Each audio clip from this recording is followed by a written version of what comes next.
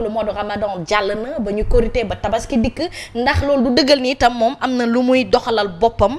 ci li nga xamante ni moom moo di mu teg ko mbubboo askanum Sénégal ak seen ay yitte. Non, je ne pense pas, en toute honnêteté. Je ne pense pas pour peut-être pas forcément pour avoir connu l'homme, mais je fais partie peut-être de sa liste de journalistes sénégalais yoo xam ne chaque jour lu Guy Marius Sagna posté ci réseaux sociaux yi daf ma koy envoyé ko ñeneen. Ça c'est depuis 3 ou 4 ans. Donc chaque jour au moins je reçois ces messages. C'est des posts, publications sur Facebook, des rapports, ces questions adressées à l'Assemblée nationale, au gouvernement entre autres. Et pour ce qui se passe li tax ma ne la certainement du loolu parce que Guy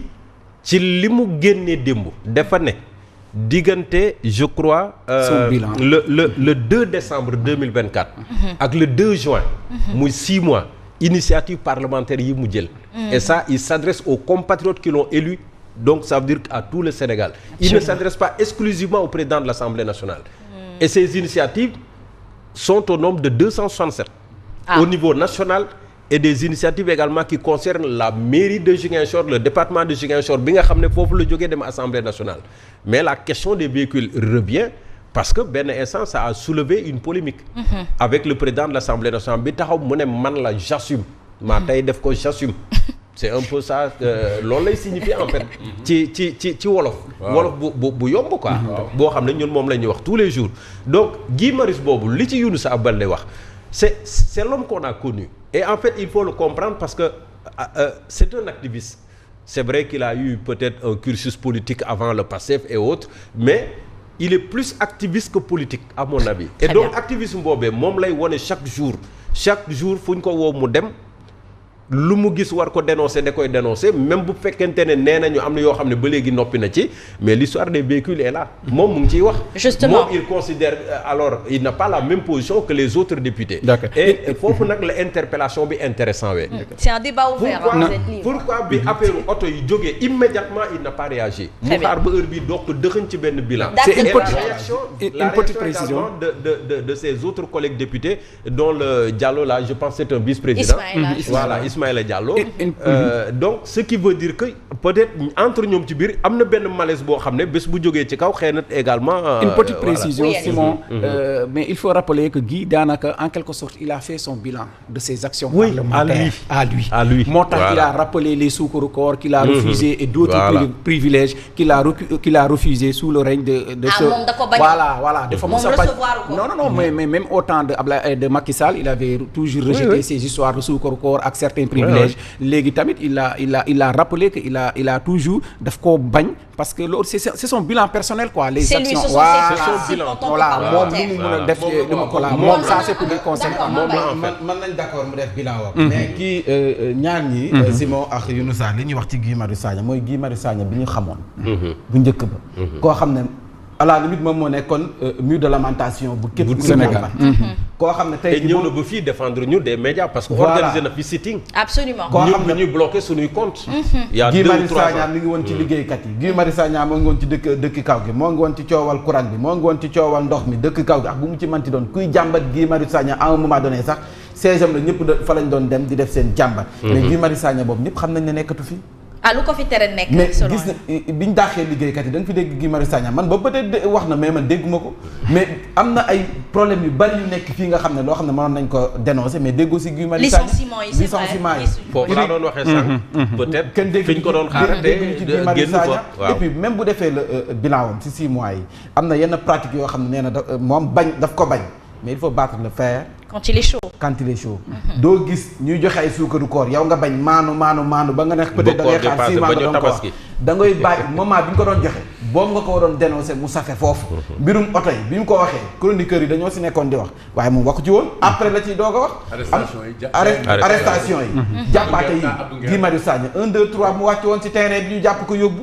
ndax lan arrestation yi nga xam ne moom la doon dénoncer c'était l'homme le plus emprisonné de l'époque de Macky Sall xamoon ñëpp xam nañ ne ak Guy Marius Sagna bi franchement am na différence peut-être nag loolu dafay jox raison kii nga xam ne moom mooy wax ne peut-être Guy Marius Sagna sincérité combat bi mu sumb ni des na peut-être moom noonu la jàpp mais am na ñu xam ne tamit wax fa dëgg bu ñu gisee ñaari Guy Marius Sagna mën nañ comprendre noonu. en tout cas Thierno Diop loolu moo undu xelu sénégalais yu bëri ana lan moo tax mu xaar ba tey pour mu door a génn wax moom nag nee na dafa def bilan boppam. ñii seen réeroo ci seen biir xam nañ ci lu dul jeex mën nañ ci bind encyclopédie. ah bon dañoo réeroon seen biir. defal kii rek ndànk rek xaaral. ah bon teel rek yàlla seen dara xam doole yàlla na seetaani xeb doole. en tout cas ba tey ñu des ci yeneen actualité yi nga xamante ni fës na tey. yaaw malaise seen biir. waaw yaaw malaise. mu di décision bi Ousmane Sonko jël digganteem ak États-Unis est-ce que nous avons la bonne posture actuellement parce que États-Unis nag yàgg na ñoo dimbali. bu demee ba def retrait est-ce que waruñoo naxante ndax war nañ jël décision forte bu toll nii dañuy préférer Chine aux États-Unis. voilà xam nga comme mooy science li ngay wax nii léegi loolu xam nga forme de réeróo la. waaw wax dëgg rek diplomatie bi Diomaye Faye di doxal ak bu Ousmane Sonko par exemple bokkut Diomaye Faye dafa inscrit ci normalité. ci diplomatie d'équilibre lay def. mooy bi nga xam ne nii moom mooy cosaanu Sénégal dafa am ay sujets yoo xam ne nii comme tey addi Chine addi ay Amérique loolu du taarixu Sénégal. Macky Sall mi fi mujj mi boo xoolee dafa interconnecté ñëpp. day am jàmm ak Amérique dafay am jàmm ak Chine am ko ak Turquie am ko ak France. loolu parce que loolu mooy génie diplomatie Sénégal ba léegi vous voyez ce Sonko. posture bu mu yoroon bi nekk opposant loolu la commencé di andiwaat te loolu c'est pas du réalisme quoi il faut ñu def ci ndànk parce que quand par exemple yow bu dee da ngay mën a léegi benn politique boo pare boo préféré la Chine à l'Amérique. mais la Chine est un colon émergent chez nous la Turquie est un colon émergent chez nous benn lañu rek boo xoolee sax à travers l'histoire l'empire de Chine l'empire ottoman bi nga xam ne mooy Turquie mais ces empires là préexistent à la France ou à l'Amérique comme empire boo xoolee ñun Afrique ñun ñoo xool lan lañ bëgg dëgg-dëgg parce que tey chinois yi ngay wax nii tey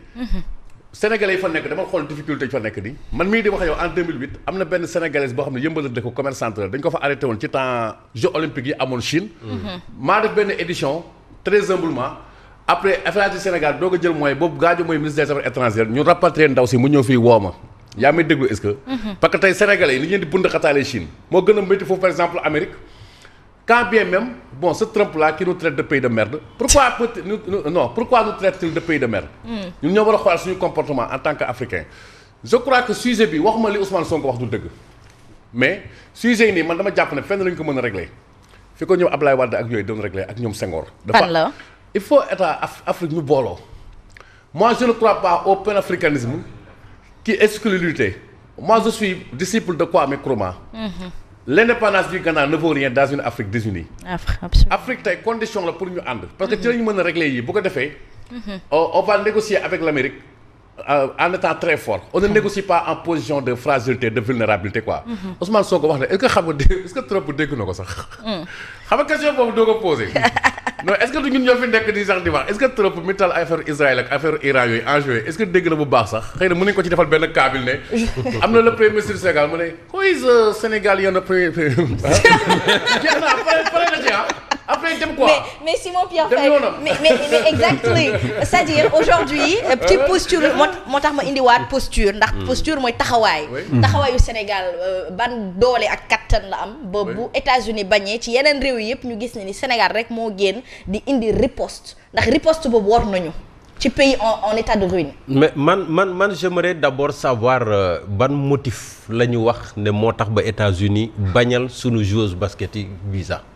loolu laa bëggoon xam ban motif moo ñu dugal itam ci liste noire yi. parce que li tax mu poser question bi il y a justement cette liste de 36 pays yoo xam ne. Sénégal nga ca menacé de ne pas entrer aux États-Unis. Est-ce que cette liste-là finalement la menace est effective ou pas?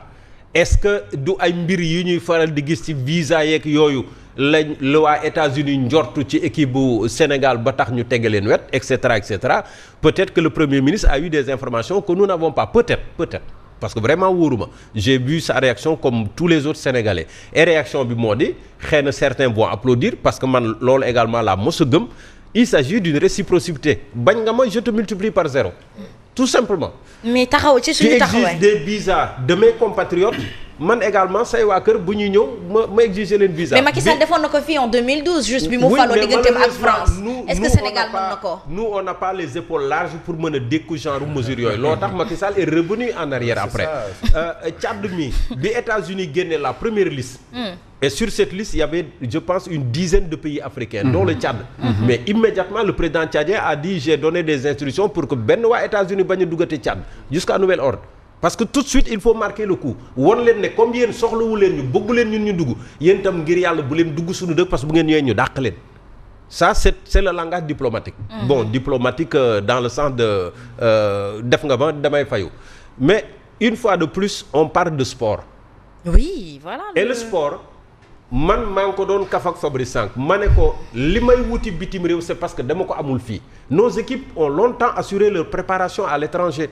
Et bu ñu tànnee États-Unis peut-être que parce que oui les conditions le matériel de préparation les installations sportives et cetera mais loolu lu tax ñun mënuñu ko am fii. dañoo am état de ruine nan nga ko mën a amee fii. mënuñu ko am fii mais góob ma ne peut-être dinañ ko am ak ñi